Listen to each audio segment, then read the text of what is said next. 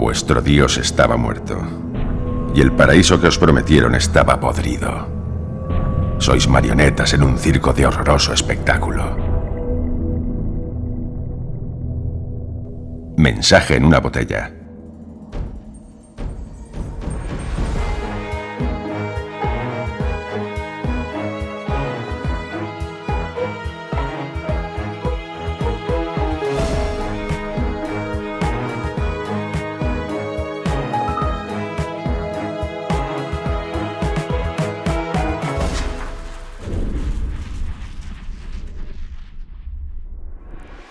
La palabra neocon lleva con nosotros mucho más tiempo del que podríamos pensar. Se usaba en el siglo XX, en los años 30, por parte de aquellos conservadores que criticaban duramente a quienes se aliaban con la Unión Soviética. Recordáis muy bien que el término neocon tuvo un auge en España y en todo el mundo con la guerra de Irak. Fue entonces cuando empezamos a tomar conciencia de ese movimiento político que se basa en 4 pilares: conservadurismo político, otro la intervención militar, el tercero el nacionalismo y el cuarto la defensa del libre mercado. Hoy en Epílogo vamos a hablar de los neocon locales, de cómo son, de cómo funcionan los neoconservadores en España. Una radical renovación se ha producido en las filas de la derecha española. Se trata de una nueva tendencia política que se muestra extremadamente activa, tanto en la acusación a los supuestos culpables como en la presentación de soluciones a una crisis cada vez más desbocada. Al modo del Tea Party estadounidense, cuenta con políticos, medios de comunicación, lobbies, instituciones y asociaciones civiles. Se autodenominan neoliberales y neoconservadores. Intentan restaurar el principio de autoridad, la nación y la religión en las relaciones políticas, al tiempo que defienden el más descarnado antiestatismo y el libre mercado en las relaciones económicas, siempre sin renunciar al conchaveo y a un descarado trato de favor hacia sus socios económicos y su clientela política. Para hablar de los neocon españoles tenemos a 2 de las autoras de un libro que se llama Spanish Neocon, que nos van a desvelar cuáles son las intrigas, los nombres propios y los vericuetos del neoconservadurismo en España. A mi derecha está Beatriz García. ¿Cómo estás, Beatriz? Hola, muy bien, gracias. Bienvenida, muchas gracias. Y a mi izquierda, Almudena Sánchez. Hola, ¿qué tal? Falta Pablo Carmona, que es el tercer autor, coautor del libro, un libro editado por Traficantes de Sueños de la colección Útiles. Empecemos. En el libro decís que la definición de neocon, de ultraliberal, de neoliberal, no es de ciencias políticas, no os basáis en ese concepto. ¿En qué concepto os basáis? ¿Qué es para vosotros un neocon?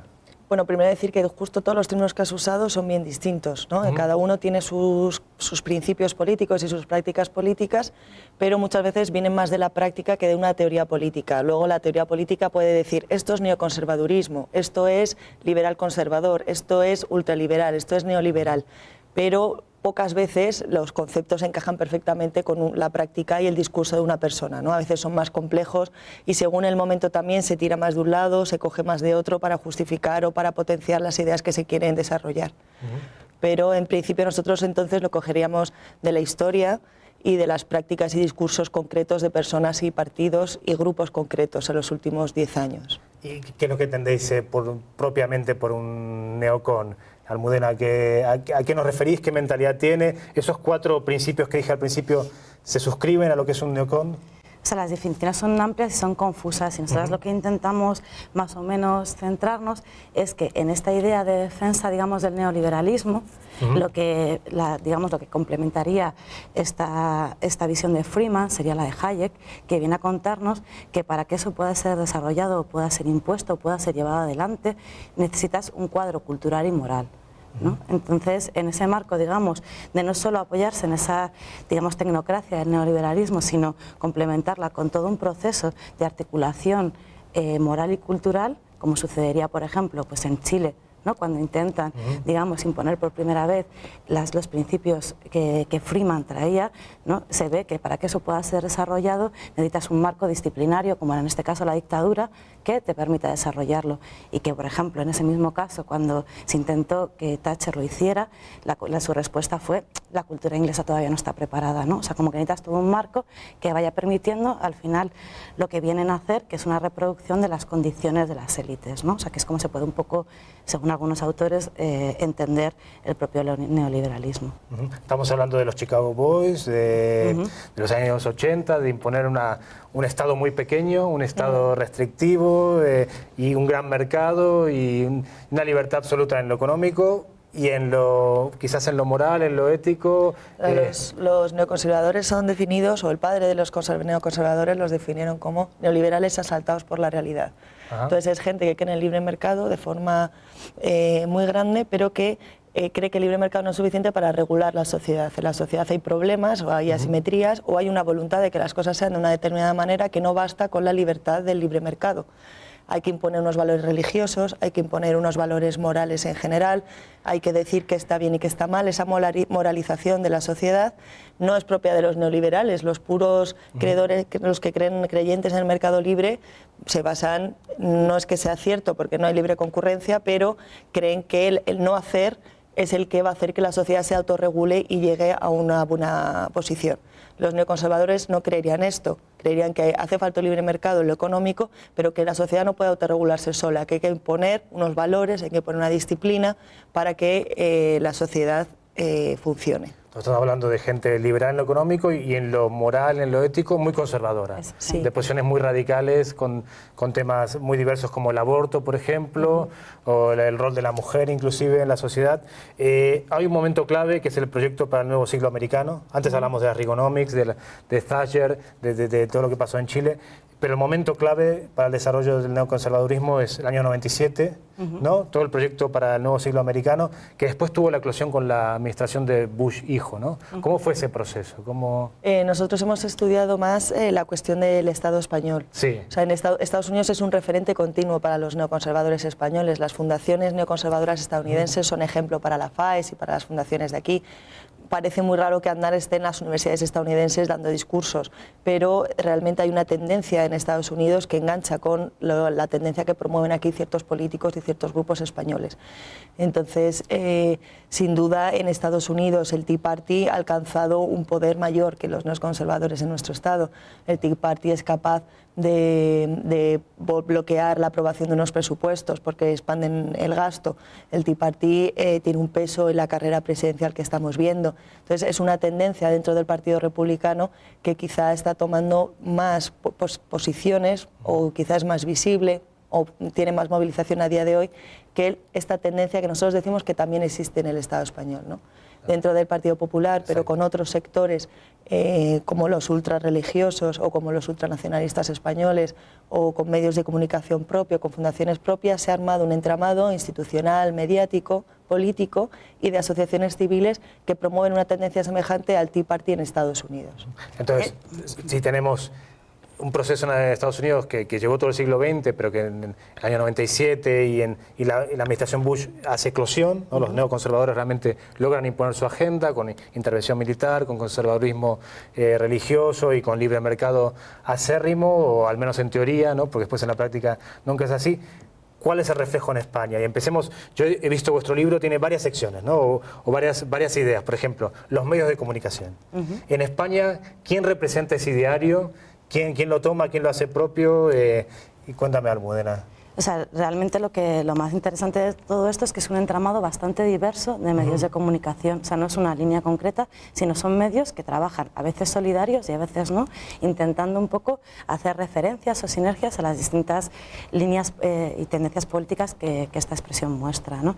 Entonces tendríamos desde los, digamos, más oficiales, como podía ser lo que supuso en cierto modo Telemadrid, con Esperanza Aguirre a la cabeza, pero otros mucho más conocidos como Libertad Digital o Intereconomía, que también tuvieron su gran espacio televisivo con toda la lucha por la TET, y luego otros mucho más menores que serían desde blogs, pequeños medios de comunicación, los distintos programas de la radio que han ido creciendo a lo largo de este tiempo y que cada uno con tendencias muy diferentes y con posiciones relativamente diferentes entre sí con respecto a estas cuestiones morales que hablábamos, como era el aborto, como era la familia, pero que en cierto modo les permitía, al hacer sinergias entre ellas, amplificar ese discurso, ¿no? Trabajar a la vez para que imponer en esa agenda política toda una serie de, digamos, de posicionamientos políticos que en cierto modo podríamos considerar olvidados o muy fuera de la agenda convencional. Y con respecto a la Iglesia, y a la religión, ¿qué relación hay entre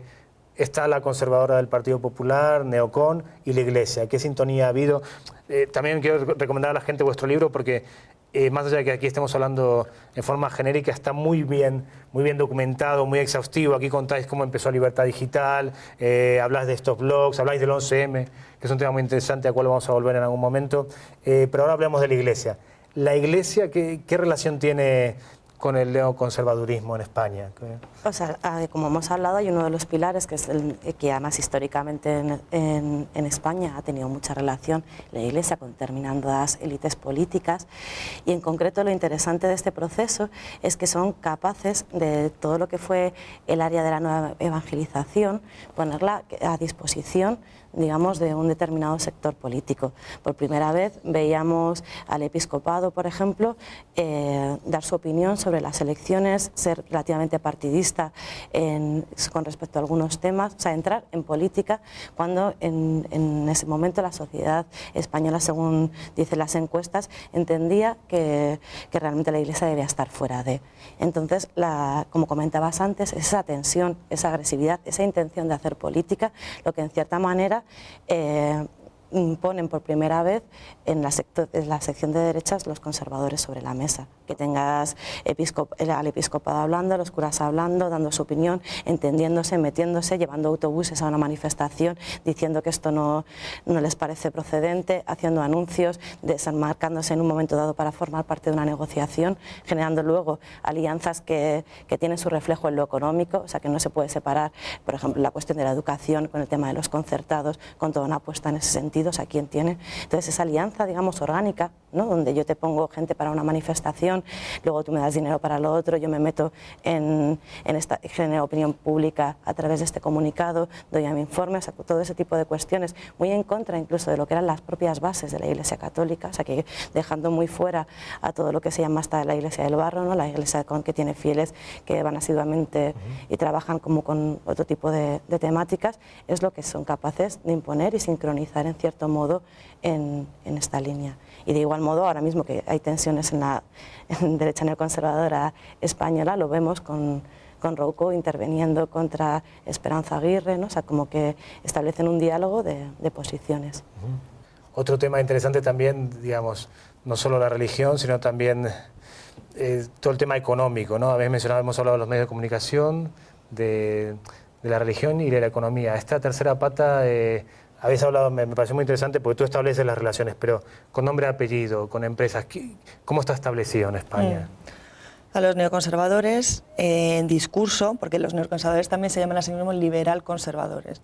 Entonces, a nivel de discurso, los neoconservadores son antiélites porque se identifican o intentan que el pueblo trabajador, la gente de bien, honrada, que trabaja, que madruga todos los días, se identifique con ellos frente a las élites, que serían las élites progresistas, identificadas también con el Estado y con un sistema burocrático que lo que hace es chupar y parasitar a los que verdaderamente generan la economía, ¿no? Entonces, por un lado, ellos se presentan como liberales antielitistas, pero lo que nosotros hemos visto en el desarrollo de la investigación es que los neoconservadores ascienden a posiciones de poder para gestionar el Estado y no es que reduzcan el Estado, sino que externalizan, o sea, no quitan poder al Estado, sino que externalizan el Estado a ciertas empresas o grupos aliados, ¿no? Entonces, realmente es como un vaciado de los recursos públicos hacia ciertos grupos, a través de la privatización y sobre todo de la externalización. Externalización de los hospitales, externalización de la educación en los colegios concertados, externalización de los servicios públicos, subcontratando la gestión de ciertos centros, por ejemplo, para migrantes, o la red de madres, que es una red antiabortista. Aliados políticos y morales reciben esa financiación pública para desarrollar el trabajo que apoyan los neocon. Y a nivel económico también, el caso de los hospitales quizás es el más claro. Los hospitales salen a concurso y son las grandes constructoras las que se llevan la gestión de los hospitales. Está demostrado en diversos estudios que esta fórmula de que sea la empresa privada la que construya el hospital y luego la gestión de lo no sanitario también se lo lleve esa empresa privada y quede para el gobierno regional solo la gestión de lo sanitario, simplemente está retrasando en el tiempo el pago, no computa por deuda, pero supone un pago mayor para el contribuyente a largo plazo. Entonces, de alguna manera, toma medidas que no son rentables para el propio erario público, pero que benefician a ciertos sectores que son aliados estratégicos. Entonces, según vuestra investigación, el argumento que siempre sea de la rentabilidad económica, que la gestión privada es siempre más eficiente y más barata que la pública, ¿no sería así en el caso de los hospitales? En realidad es porque, por ejemplo, el caso de los laboratorios, los hospitales públicos tenían recursos y personal para hacer los análisis de los nuevos hospitales. Sin embargo, la Comunidad de Madrid saca a concurso un laboratorio nuevo que haga los análisis para esos hospitales. Entonces, no es ya que lo privado o lo público sea más o menos eficaz, sino que lo privado está basado en una no necesidad. Se sacan nichos de negocios de donde no los hay para beneficiar a ciertas empresas, cuando eso es antieconómico. Se da también el proceso de la puerta giratoria, que es que los políticos luego pasan al sector empresarial y de la empresa salen a la política. Entonces, el consejero de Sanidad luego pasa a ser el director de Ribera Salud. En Cataluña ha habido varios casos de estos. Entonces, ya es como que es imposible ver que si la gestión privada sería eficaz o no, en cuanto que al estar atravesada por la relación público-privado sale beneficiada y obtiene beneficios de elementos que no sería necesario privatizar ni que salen más rentables al ser privatizados. Y de ahí a la burbuja inmobiliaria y al ladrillo hay un paso, ¿no? Porque también habláis en el libro de Valencia, de Castelló, de toda la zona del pelotazo urbanístico. Bueno, en realidad en toda España ha habido una burbuja, pero ha habido zonas más marcadas. ¿También ha habido una sinergia entre neocon y ladrillo en ese sentido? Por ejemplo, fue Esperanza Aguirre quien puso adelante la ley de todo urbanizable, ¿no? O sea, al final, como lo que estamos hablando es una reproducción, digamos, de las élites, en la forma de obtener riqueza durante estos últimos años. En el caso español ha sido a través del ladrillo. Entonces, todo lo que ha sido fomentar, digamos, planes parciales, planes generales, recalificaciones de sitios, en la inversión en infraestructuras, que a la vez todo eso iba absolutamente solidario, como estábamos diciendo, con las empresas constructoras, con el acceso a crédito, con la liberalización en ese nivel de todas las medidas que impedían, digamos, un control sobre el crédito y, en último caso, como estábamos contando, con el Estado como aval de todo ese proceso, ¿no? Tanto mediáticamente a través del tipo de información que se trasladaba, digamos, el precio de la vivienda nunca va a bajar, hay que comprar, y todas las medidas necesarias con desgravaciones y apoyo a la compra de vivienda, como por otro lado, digamos, a la parte más, digamos, de constructoras y demás, concesión todo el tiempo de contratos que permitían, digamos, crear una estabilidad a sus propias estructuras, ¿no? O sea que... Yo entiendo que no solo son los neoconservadores en ese sentido, o sea, todos los neoliberales, o sea, toda la derecha liberal y todos los partidos desarrollistas, incluido el Partido Socialista, o sea, como que esa ansia de hacer riqueza a partir del territorio y la vivienda sin pensar en una estructura productiva más sostenible a largo plazo y con un mayor reparto de la riqueza producida entre todos, creo que no se puede achacar. No es patrimonio exclusivo del neoconservadurismo, no, eso sin duda. Creo que toda España ha estado casi toda España... Pero los neoconservadores también han apostado por esa línea, sin duda. Y ahora que después de los 5 años de recesión y de crisis, hay un cierto descrédito de estas políticas, de este pensamiento, ¿notáis que...? Porque tuvo un auge fue el año 2004, guerra de Irak, la FAES, la eclosión de la FAES... ahora hay un momento, la gente está mirando con más desconfianza, o todo lo contrario, o estamos resignados a que se avance en ese sentido. ¿Cómo veis la actualidad en ese sentido? Sí, sin duda, después de perder las elecciones con los atentados, nosotros entendemos que es ahí cuando el Partido Popular, hay parte del Partido Popular que reflexiona o piensa que los últimos 4 años del último mandato de Aznar, con la guerra de Irak y con la confrontación en la calle, pues no había sido una buena política, y otra parte que dice que sí, que hay que insistir en ese camino, ¿no? Es como el irredentismo de los atentados y son los que mueven a las movilizaciones contra el matrimonio homosexual, a la familia, contra el estatuto en el tema nacionalista, y se genera esta tendencia con políticos del entramado institucional mediático en el Estado. Cuando gana Rajoy, después de todo el periodo socialista, sí que hay personas que llegan a puestos de poder importantes a nivel de ministros, secretarios de los distintos ministerios, y que pueden tomar decisiones y medidas de acuerdo con las políticas clásicas de los neocon, ¿no? Que, pues, por ejemplo, toda la reforma del Código Penal ahora mismo hacia un endurecimiento de las penas, que es como una criminalización de los que cometen pequeños hurtos, por ejemplo, los que protestan, ¿no? Es decir, que los que hacen pequeños delitos y los que protestan son unos vagos, son unos delincuentes, son unos que buscan jaleo frente a los hombres de bien y las mujeres de bien que no están por eso, ¿no? Pero nosotros creemos que la oportunidad neocon, sobre todo, puede producirse si el gobierno Rajoy llega a desestabilizarse, ¿no? Que desde luego es lo que están animando también desde los medios neocon. Algunos tirando más hacia UPyD, otros hacia Mario Conde, que es un nuevo líder de la derecha neocon, pero esta tendencia, o sea, que ahora está colocada en posiciones de poder, pero no tanto en movilización en la calle, aunque, como decimos, todos sus agentes están latentes, existen las redes y los vínculos para coordinarse, a veces han apostado juntos, a veces no tan juntos, y está latente, pero en el momento nosotros creemos que si el gobierno Rajoy llega a tambalearse, puede que las tendencias neocon, no sabemos si lideradas por Aznar, lideradas por una vuelta de Aguirre o lideradas por otro líder, ya sea de la Comunidad de Madrid o del Estado, pudiera decir que Rajoy no ha sido suficiente lo que ha hecho porque había que ser más duro con los parados, que son unos vagos, hay que ser más duros con los delincuentes, que son los que roban a España, hay que ser más duros con los que salen a manifestarse porque están rompiendo, como ya dijo la Gaceta el otro día, ¿no? La Razón, con la marca España. Entonces, que los neoconservadores consigan con ese discurso de criminalización y culpabilización de esos sectores de la población el apoyo de aquellos que sienten incertidumbre también en la situación actual y piensan que los grandes ideales y la moral puede ser una tabla de salvación.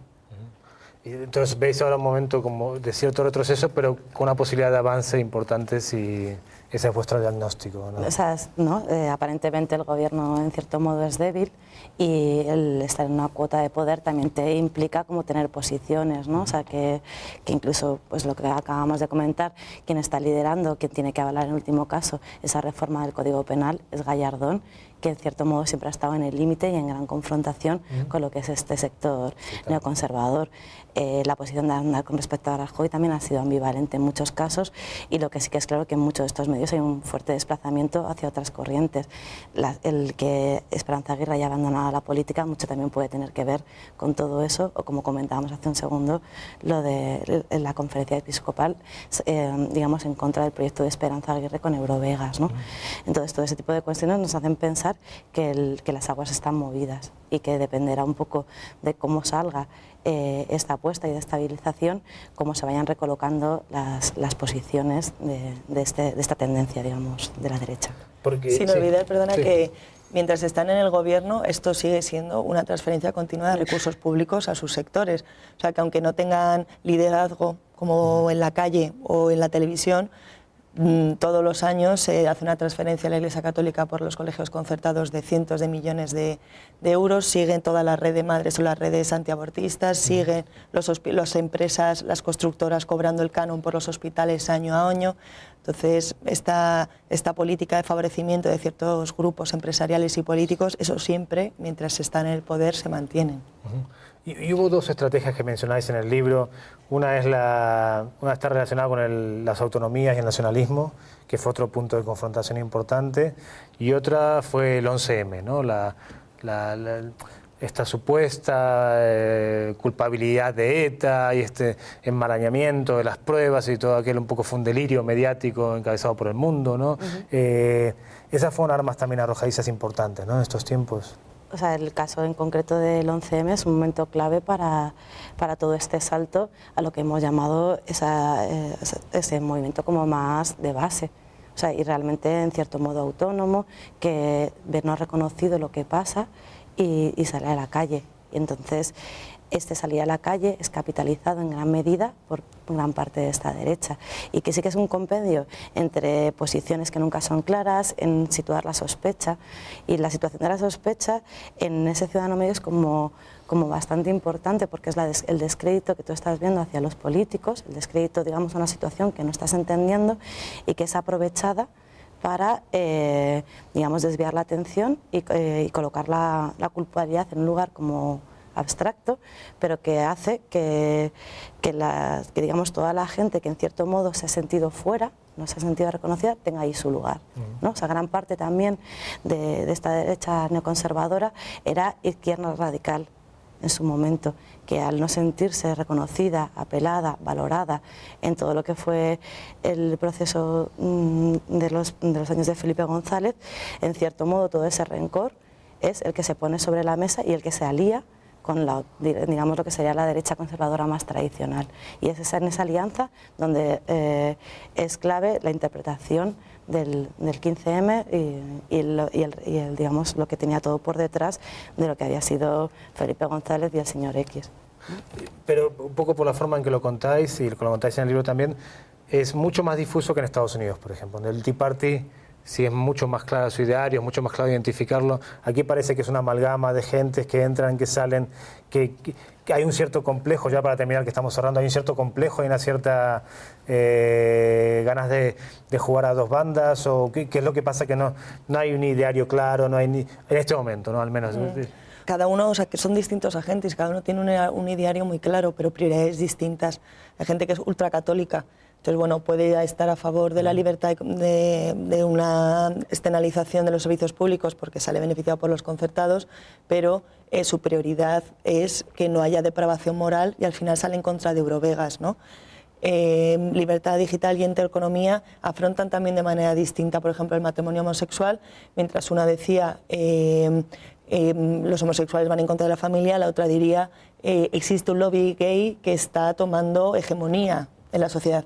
Entonces, de alguna manera, cada uno de estos agentes prioriza su discurso y su práctica, pero en muchas ocasiones se alían. Y nosotros lo que creemos es que cuando se alían y empujan en un mismo sentido, son muy poderosos.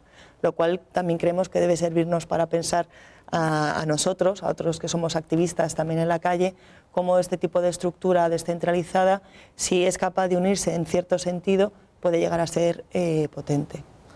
Beatriz García, Almudena Sánchez, muchísimas gracias por estar aquí, por explicarnos. Y a todos vosotros, bueno, como siempre os decimos, este es un punto de vista de la realidad. La realidad es compleja, tiene muchas apreciaciones, muchos matices y como siempre, el epílogo, la reflexión final es vuestra.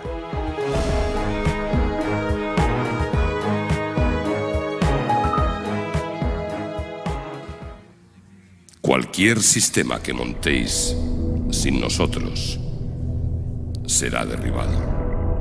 Mensaje en una botella. El estadounidense cuenta con políticos, medios de comunicación, lobbies, instituciones y asociaciones civiles. Se autodenominan neoliberales y neoconservadores. Intentan restaurar el principio de autoridad, la nación y la religión en las relaciones políticas, al tiempo que defienden el más descarnado antiestatismo y el libre mercado en las relaciones económicas, siempre sin renunciar al conchaveo y a un descarado trato de favor hacia sus socios económicos y su clientela política. Para hablar de los neocon españoles tenemos a dos de las autoras de un libro que se llama Spanish Neocon, que nos van a desvelar cuáles son las intrigas, los nombres propios y los vericuetos del neoconservadurismo en España. A mi derecha está Beatriz García. ¿Cómo estás, Beatriz? Hola, muy bien, gracias. Bienvenida, muchas gracias. Y a mi izquierda, Almudena Sánchez. Hola, ¿qué tal? Falta Pablo Carmona, que es el tercer autor, coautor del libro, un libro editado por Traficantes de Sueños de la colección Útiles. Empecemos. En el libro decís que la definición de neocon, de ultraliberal, de neoliberal, no es de ciencias políticas, no os basáis en ese concepto. ¿En qué concepto os basáis? ¿Qué es para vosotros un neocon? Bueno, primero decir que justo todos los términos que has usado son bien distintos, ¿no? Cada uno tiene sus principios políticos y sus prácticas políticas, pero muchas veces vienen más de la práctica que de una teoría política. Luego la teoría política puede decir, esto es neoconservadurismo, esto es liberal conservador, esto es ultraliberal, esto es neoliberal, pero pocas veces los conceptos encajan perfectamente con la práctica y el discurso de una persona, ¿no? A veces son más complejos y según el momento también se tira más de un lado, se coge más de otro para justificar o para potenciar las ideas que se quieren desarrollar. Pero en principio nosotros entonces lo cogeríamos de la historia y de las prácticas y discursos concretos de personas y partidos y grupos concretos en los últimos 10 años. ¿Y qué es lo que entendéis propiamente por un neocon? Almudena, ¿a qué nos referís? ¿Qué mentalidad tiene? ¿Esos 4 principios que dije al principio se suscriben a lo que es un neocon? O sea, las definiciones son amplias y son confusas, y nosotros lo que intentamos más o menos centrarnos es que en esta idea de defensa, digamos, del neoliberalismo, lo que complementaría esta visión de Freeman sería la de Hayek, que viene a contarnos que para que eso pueda ser desarrollado, pueda ser impuesto, pueda ser llevado adelante, necesitas un cuadro cultural y moral, ¿no? Entonces, en ese marco, digamos, de no solo... Por parte de aquellos conservadores que criticaban duramente a quienes se aliaban con la Unión Soviética. Recordáis muy bien que el término neocon tuvo un auge en España y en todo el mundo con la guerra de Irak. Fue entonces cuando empezamos a tomar conciencia de ese movimiento político que se basa en 4 pilares: conservadurismo político, otro la intervención militar, el tercero el nacionalismo y el cuarto la defensa del libre mercado. Hoy en Epílogo vamos a hablar de los neocon locales, de cómo son, de cómo funcionan los neoconservadores en España. Una radical renovación se ha producido en las filas de la derecha española. Se trata de una nueva tendencia política que se muestra extremadamente activa, tanto en la acusación a los supuestos culpables como en la presentación de soluciones a una crisis cada vez más desbocada. Al modo del Tea Party. Vuestro Dios estaba muerto, y el paraíso que os prometieron estaba podrido. Sois marionetas en un circo de horroroso espectáculo. Mensaje en una botella.